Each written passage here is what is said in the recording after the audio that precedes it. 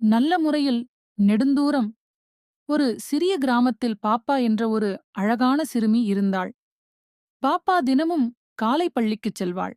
ஆனால் ஒரு நாள் பள்ளியில் ஆசிரியர் கூறினார், நம்மால் மட்டும் சிறந்தவர்கள் ஆக முடியாது. நம்முடைய பழக்கங்கள் நம்மை சிறப்பாக்கும். பாப்பாவிற்கு இது புதுசு. என்ன பழக்கங்கள் என்று அவள் ஆச்சரியமாக யோசித்தாள். அடுத்த நாள் முதல் பாப்பா சிறிய மாற்றங்களை செய்யத் தொடங்கினாள். காலையில் எழுந்தவுடன் படுக்கையை ஒழுங்கு செய்தாள். பசுமை பசுக்களுக்கு தண்ணீர் ஊற்றினாள். பள்ளியில் நண்பர்களுடன் ஒத்துழைத்தாள்.